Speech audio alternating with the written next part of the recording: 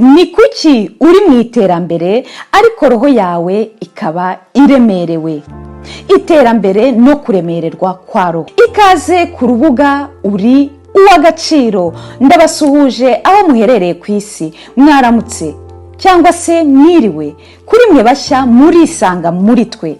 Nge ndi Yvette Ingabe, umwari ukubona nk'uw'agaciro kuko uhishwemo iby'agaciro. Uru ni urubuga rw'abiyemeje kwirenga mu buzima. Iyo wiyemeje kwirenga mu buzima ni ukuvuga ko uba wiyemeje gutera imbere ubuzima bwawe bwose. Uyu munsi nifuje gukora aka audio kagufi kakwibutsa umutego ushobora guhura nawo mu buryo utatekereje, ari wowe wawiteze ukaba watuma udatera imbere. Umutego wo kuremererwa kwa roho. Kenshi na kenshi umuntu wiyemeje gutera imbere umusangana ibitekerezo byinshi byiza, imishinga itandukanye, ibyo yifuza kugeraho, ariko ikibazo cyacu nuko hari abageraho bakisanga muri byose na hose.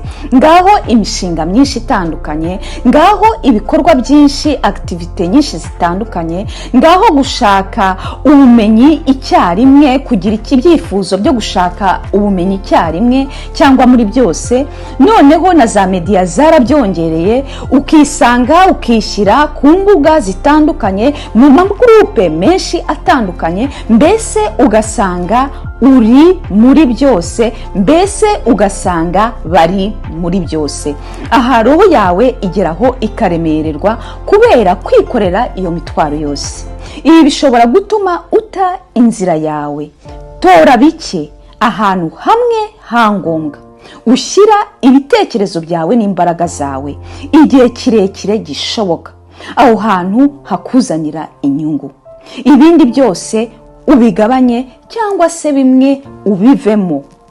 Ibi bizakurinda guta umutwe, kuremererwa, kwikorera imitwaro itari ngombwa ndetse yewe itari n'iyawe. Bizagufasha kandi kuguma mu nzira yawe, bikurinde kwibura muri byose, maze ubashe gutera imbere. Kuko umuntu uri hose muri byose ntaho burya abari. Subiremo, umuntu uri hose muri byose ntaho abari. Ngicyo icyo nifuje kukwibutsa ku buryo utagwa mu mutego uwita iterambere.